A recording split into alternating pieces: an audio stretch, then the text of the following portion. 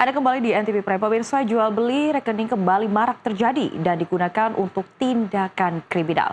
Masyarakat tergiur menjual rekeningnya demi uang instan, tetapi berisiko terjerat pidana dan penyalahgunaan data pribadi. Praktik jual beli rekening merupakan tindakan ilegal dan beresiko. Apa saja resiko yang dihadapi dari aktivitas ilegal jual beli rekening? Bagaimana pula mewaspadai agar terhindar dari korban penyalahgunaan rekening? Selengkapnya akan dibahas dengan Muhammad Irsal dalam NTV Insight berikut ini.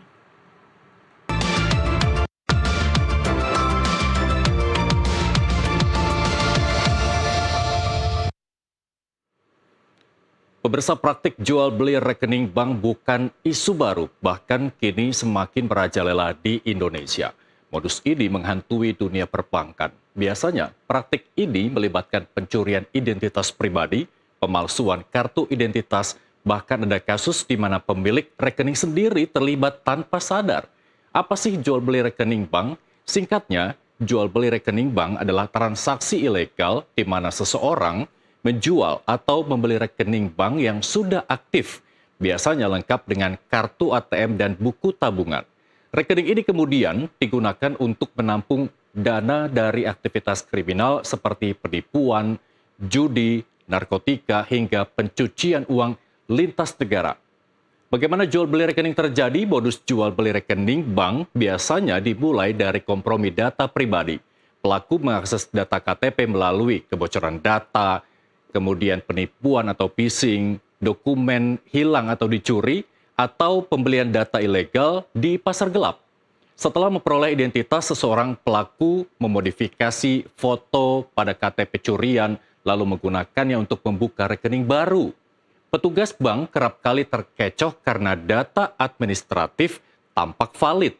Namun tidak sedikit kasus di mana pemilik rekening sengaja menjual akun bank miliknya setelah dibujuk imbalan uang. Tanpa disadari, mereka menjadi bagian dari tindak pidana pencucian uang. Rekening-rekening ini kemudian dijual secara bebas melalui media sosial, kemudian forum gelap, aplikasi pesan instan, atau platform marketplace tertentu. Pembeli akan menerima kartu ATM, terus kemudian buku tabungan, dan akses penuh terhadap rekening tersebut sehingga dapat digunakan sebagai rekening penampung. Kemudian, praktik jual beli rekening umumnya melibatkan seseorang yang membuka rekening di bank, lalu menyerahkannya kepada pihak lain untuk digunakan. Hal ini bisa dilakukan secara sukarela atau karena ketidaktahuan, namun dalam praktiknya rekening tersebut justru dipakai untuk berbagai aktivitas ilegal. Dan berikut beberapa alasan mengapa praktik ini berbahaya. Yang pertama, mendukung aktivitas kriminal. Banyak pelaku penipuan online dan sindikat kejahatan digital yang memanfaatkan rekening orang lain agar tidak terdeteksi. Rekening tersebut dijadikan rekening penampung hasil kejahatan. Data OJK pada tahun 2024, sebanyak 28.000 rekening hasil jual beli digunakan untuk judi online. Sementara pada 2025, sebanyak 31.382 rekening dan meminta perbankan untuk diblokir. Sementara data PPATK pada 2024, perputaran dana judul mencapai 359 triliun, naik 10% dibanding tahun 2023 yang hanya 327 triliun. Kemudian pada semester 1 2025 PPATK mencatat perputaran judi online ini mencapai 99 triliun dan diprediksi hingga Desember 2025 perputaran uang untuk judi online mencapai 1.100 triliun. Kita tunggu rilis dari PPATK terkait pencapaian perputaran uang yang digunakan untuk judi online hingga akhir Desember 2025 ini naik 206% dari 2024. Kemudian bentuk sinergi 2025, Komdigi memblokir 2 juta lebih konten berisi muatan judi online. Kemudian yang kedua, beresiko hukum bagi pemilik rekening. Meskipun tidak ikut menggunakan rekening tersebut untuk tindakan ilegal, pemilik sah tetap bisa dimintai pertanggungjawaban secara hukum karena rekening atas nama mereka.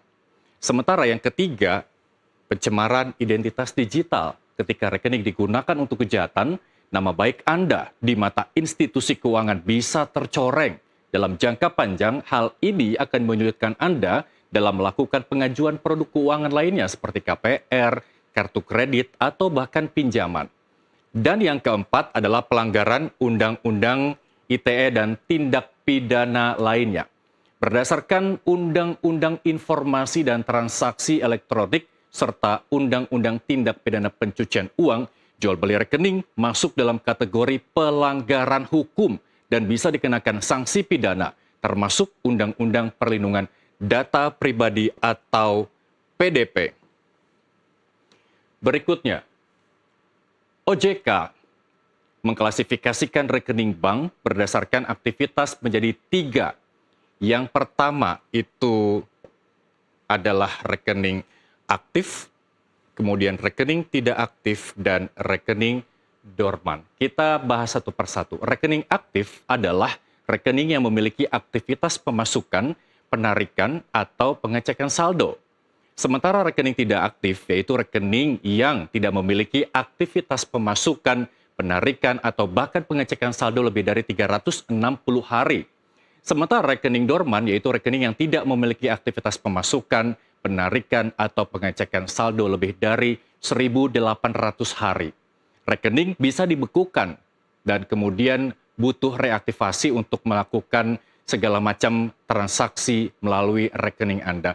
Tujuannya mencegah penyalahgunaan serta melindungi Anda sebagai nasabah tetap aman dananya. Kemudian berikutnya adalah bank wajib menjaga kerahasiaan data, menjamin keamanan dana, dan memitigasi risiko sistem.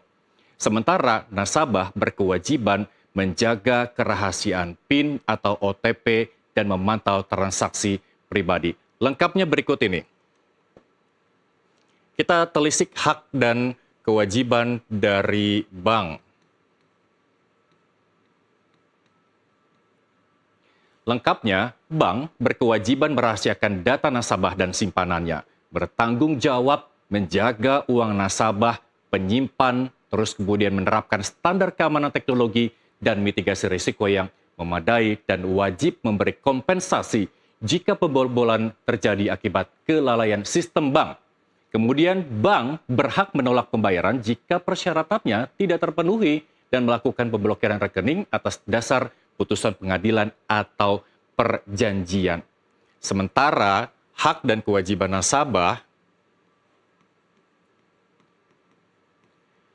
meliputi tidak membagikan PIN atau one-time password atau OTP kepada siapapun, memastikan perangkat yang digunakan untuk transaksi digital ini aman, melengkapi dan memperbarui data pribadi ke bank, dan nasabah berhak atas keamanan dana dan aset yang disimpan, serta mendapatkan informasi terperinci tentang produk dan laporan transaksi. Juga berhak menuntut ganti rugi jika terbukti bank lalai. Perlindungan rekening didasarkan pada prinsip kehati-hatian bersama.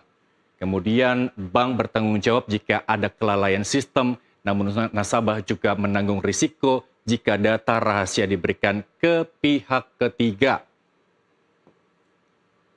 Praktik jual beli rekening membawa dampak serius tidak hanya untuk pelaku tetapi juga bagi masyarakat yang menjadi korban penyalahgunaan identitas. Risiko bagi pemilik identitas kita telisik. Individu yang datanya dicuri dapat terlibat dalam proses hukum karena rekening atas namanya digunakan untuk tindak kriminal. Mereka mungkin harus menjalani pemeriksaan hukum, mencari bukti untuk membuktikan ketidakterlibatannya, menghadapi potensi pemblokiran rekening pribadi. Sementara kemudian risiko bagi bank menghadapi ancaman berupa kerusakan reputasi, hilangnya kepercayaan nasabah, kemudian kewajiban peningkatan biaya kontrol risiko, serta potensi sanksi dari regulator jika dianggap kurang menerapkan proses verifikasi yang efektif. Sedangkan risiko bagi masyarakat dapat menjadi korban penipuan yang memanfaatkan rekening-rekening bodong ini. Selain itu meningkatkan transaksi ilegal yang dapat mengganggu stabilitas sektor keuangan secara keseluruhan. Dengan begitu, Anda perlu mewaspadai sejumlah hal yang berkaitan dengan penyalahgunaan rekening. Pertama, tawaran bayaran tinggi untuk meminjamkan data pribadi atau menjual rekening pribadi Anda. Kedua, ajakan membuka rekening untuk kerjasama bisnis, namun tidak jelas kegiatannya.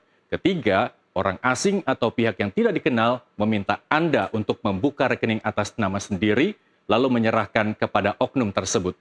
Terakhir, tawaran pekerjaan atau tawaran lainnya yang berbasis komisi dengan mensyaratkan pembuatan rekening, tapi rekening diserahkan kepada pihak ketiga.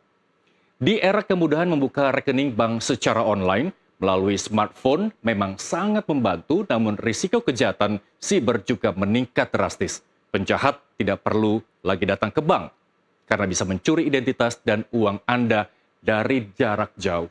Dan pemirsa, itulah mengapa kami memberikan informasi ini agar Anda tetap waspada agar tidak menjadi korban maupun pelaku jual beli rekening karena jeratan hukum mengintai Anda.